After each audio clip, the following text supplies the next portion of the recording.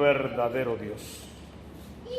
En el domingo número 19 del tiempo ordinario, que es el que estamos celebrando, la Iglesia pretende que tú y yo conozcamos mucho más a fondo el pensamiento de Jesús a través de las lecturas del Antiguo Testamento, del Salmo, de las cartas y del Evangelio mismo, que lo conozcamos mejor para poder seguirlo mejor, subir con él a Jerusalén, a fin de que Él nos acompañe en la subida de nuestra vida hacia la tierra prometida, o mejor, hasta la salvación de nuestras almas. Entonces podemos tomar como pie forzado de esta liturgia de la palabra el estribillo del Salmo responsorial. Dichoso el pueblo que el Señor se escogió como heredad. Eso está en plural, el pueblo completo, en comunidad, muchos. Entonces debemos comenzar por simplificarlo. La razón que damos, la damos siempre con este mismo ejemplo. Si en tu casa hay un solo carro y lo usa y es de todo el mundo, ¿qué va a pasar con ese carro? Que todo el mundo lo va a querer usar, siempre. Pero a la hora de lavarlo, echarle gasolina, cambiar aceite, nadie va a querer. Porque es de todos cuando nos conviene, pero si no me conviene, no es mío. Por lo tanto, dichoso el pueblo que el Señor se escogió como heredad. Hoy debemos llevarlo a la frase más simple posible. Dichoso tú, porque a ti el Señor te eligió. El Señor te ha elegido, te ha escogido. No fuiste tú quien lo eligió a Él, Él te eligió a ti. Y en el Evangelio lo puntualiza más, va a decirte a ti porque te elegí, yo no te llamo siervo, yo te llamo amigo. Pues el Señor te eligió para que fueras su amigo y con Él compartieras la vida eterna. Por lo tanto, como elegido por Dios, tu misión está establecida en el Salmo. Aclama al Señor, porque el Señor merece tu alabanza, alabanza de los buenos. Dichosa la nación, dichoso el hombre, dichoso tú, porque Dios es tu Señor. Tú eres a quien el Señor se eligió como heredad, diría el primer verso si lo simplificamos. Entonces, desde esa elección que el Señor hizo por ti, es que vas a intentar leer e interpretar el resto de las lecturas. Primero, el libro de la sabiduría. En el Antiguo Testamento era sabio aquel hombre que conocía la ley, que interpretaba la ley y que la cumplía al pie de la letra. Aunque a veces fuera una ley que estaba alejada de la caridad o del amor, era sabio el que la conocía y la cumplía tal cual. Con la persona de Cristo en el Nuevo Testamento esa definición va a cambiar grandemente. Sigue siendo sabio el hombre que conoce la ley y que la cumple, pero con Cristo la cumple por amor, con amor. En Cristo la cumple, Pablo va a decirte, estimando al otro por encima de ti. Y en Cristo la cumple aquel que escuchó la frase y la hizo suya. Que no hay amor más grande que el de aquel que da la vida por sus amigos. Entonces, ser un hombre sabio en el conjunto del Antiguo y del Nuevo Testamento es conocer la ley de Dios, es cumplir la ley de Dios, es enseñársela a los nuestros, pero transparentando el amor de Cristo, accionando como Cristo lo haría si estuviese en nuestro lugar.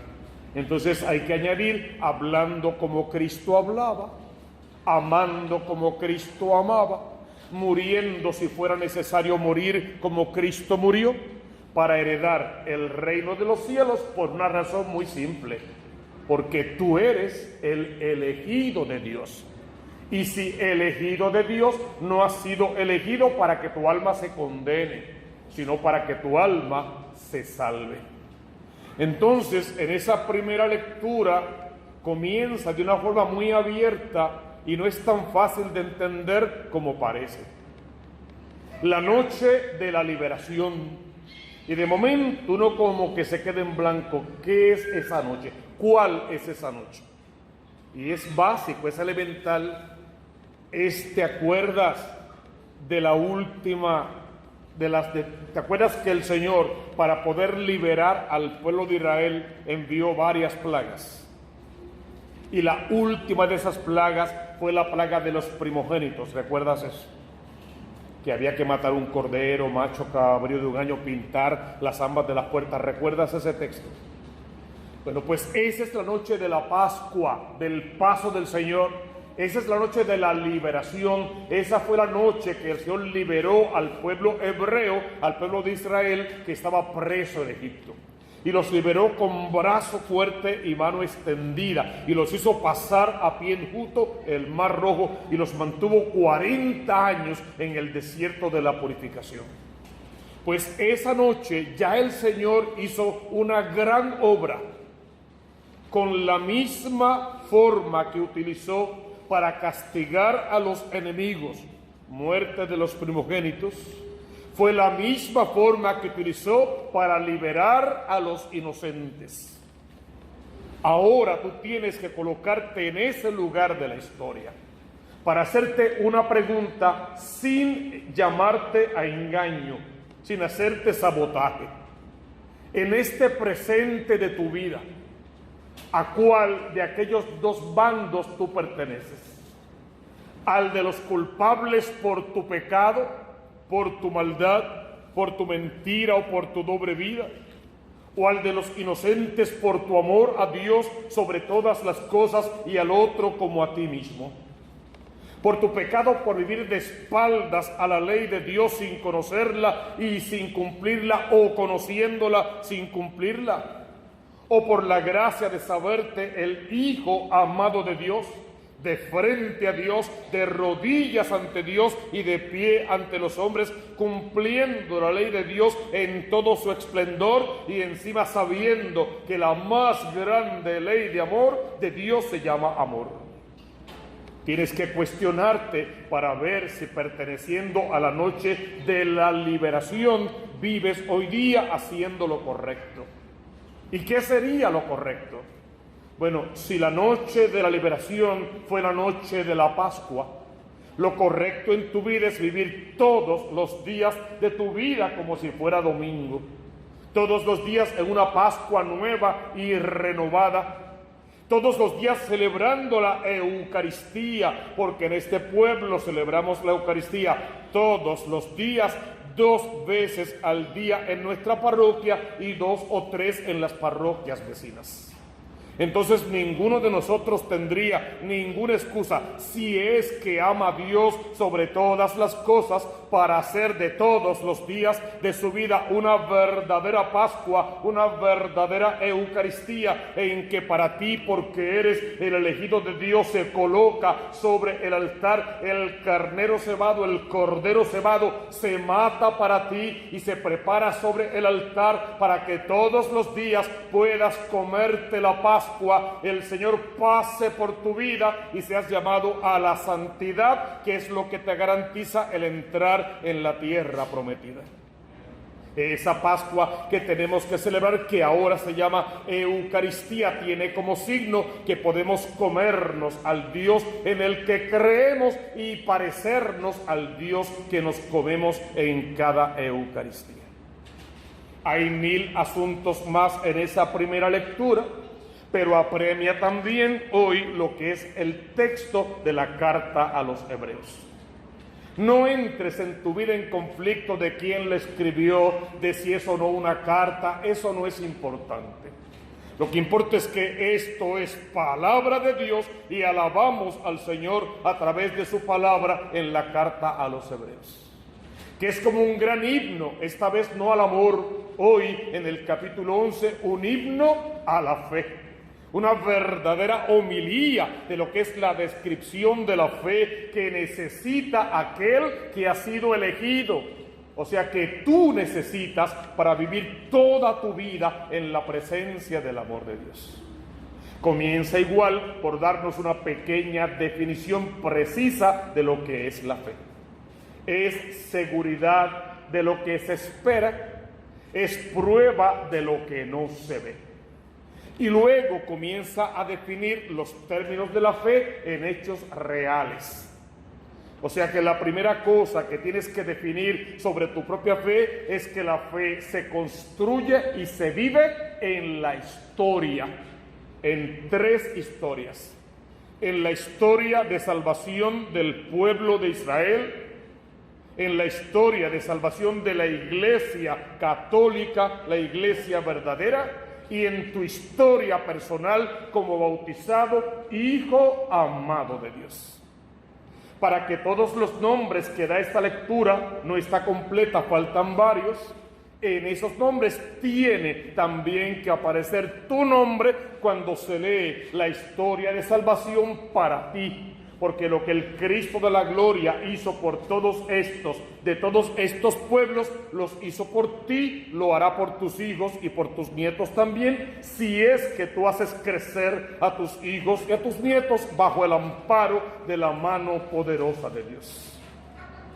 Entonces, por la fe fue que Abraham obedeció a la llamada de Dios. Y conocemos todo lo que significa Abraham como el padre de la fe. El sacrificio de tantos años de espera por una promesa que parecía que nunca se iba a cumplir. Pero cuando todo le decía a Abraham que Dios no existía y que lo había engañado, él creía contra toda esperanza. Él esperaba en el Señor y se fiaba de su palabra. Y aun cuando al final de sus días le dio un único hijo, Isaac, a los 8 años se lo pide como sacrificio y Abraham está dispuesto a sacrificarlo, porque hoy la palabra dice que Abraham sabía que Dios es capaz de resucitar a un muerto. Y eso tiene que tener suficiente fe en el corazón para creerlo de esa manera. Por esa misma fe muchos extranjeros vivieron en esas tierras y muchos más vieron la tierra prometida desde lejos y no pudieron entrar. Y por esa misma fe es que tú tienes que entrar a esa tierra prometida, que ya no es la tierra de Canaán que emana leche y miel, sino la vida eterna, la gloria eterna, en la palabra de Cristo que te dice a ti, no a Marta, a ti yo te he dicho que si creyeras verás la gloria de Dios. Así también Sara tuvo fe, anciana, estéril, tildada de inútil por su propia esclava Agar, que sí tenía hijos, amada por su esposo a pesar de todo el problema que tenía de ser estéril, creyó en el Señor y concibió en su seno un hijo, y pujó y parió a Isaac, que luego iba a traerle a Abraham aquella promesa que Dios le había hecho, una descendencia tan numerosa como las estrellas del cielo y las arenas del mar. Sigue la lectura mencionando otros personajes, pero no llegó hoy a mencionar quizá uno de los más importantes para nuestra reflexión: Rahab, la prostituta, la que se procuró un encuentro personal con Dios, siendo una mujer pagana, que no creía en el único Dios, en el Dios verdadero, que tenía muchísimos dioses para elegir. Porque se procuró un encuentro personal con Dios, ablandó su corazón ante lo que escuchaba de aquella nación de Israel y del poder de aquel Dios que los acompañaba. Los ayudó en su tiempo de espías, los escondió en su casa y los hizo irse por otra puerta para que el ejército no los encontrara y los matara. Y por eso ella fue preservada en la noche de la invasión.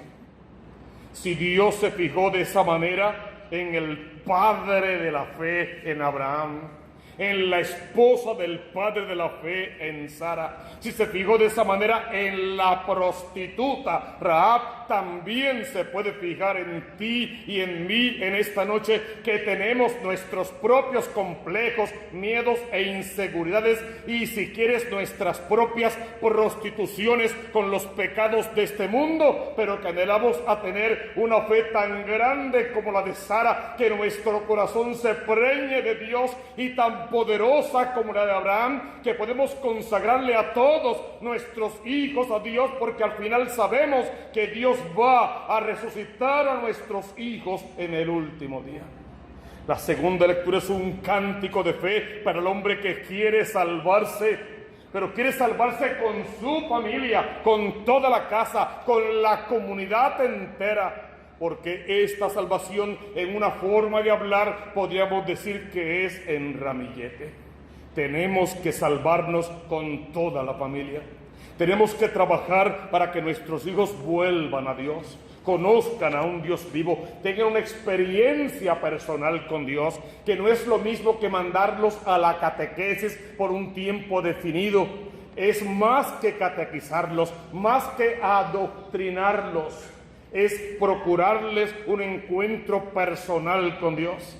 Es que asistan a los retiros propios de su edad, a los campamentos, a la Eucaristía, al sacramento de la confesión, es que vayan a las distintas actividades, es que se dejen tocar por el amor de Dios, es que recemos juntos en casa el Santo Rosario, es que leamos la palabra de Dios en familia, es que oremos antes de las comidas y antes de irnos a acostar, es que pidamos la bendición y seamos bendecidos, es que le demos espacio a Dios en nuestros hogares, hermanos, porque hemos sacado a Dios de nuestras casas. Nuestros hijos no se pueden encontrar con Dios porque antes, en la entrada de tu casa, había un cuadro del Sagrado Corazón de Jesús, y ahora está tu artista o tu deportista o tu político de momento, y sustituiste a Dios por cualquier pariguayo que no puede garantizarte salvación.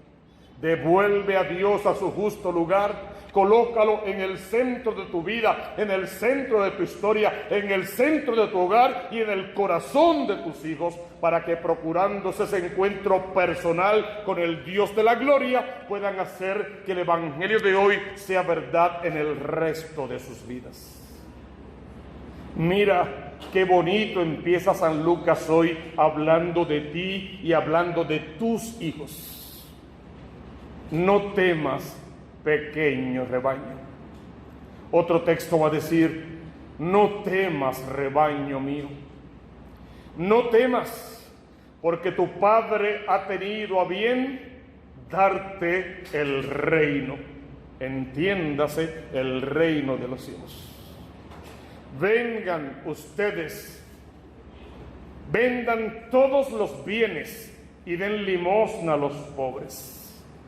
¿De verdad quieres ser parte de este pequeño rebaño, de este rebaño mío? ¿Quieres poder llamar a Dios Abba, papá, papito, y que Dios luego te levante en brazos como a niño pequeño?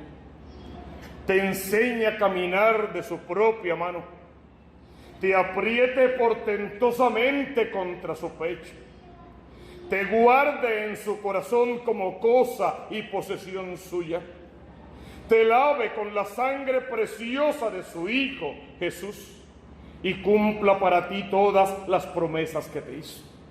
Entonces despréndete, vende todo lo que tienes.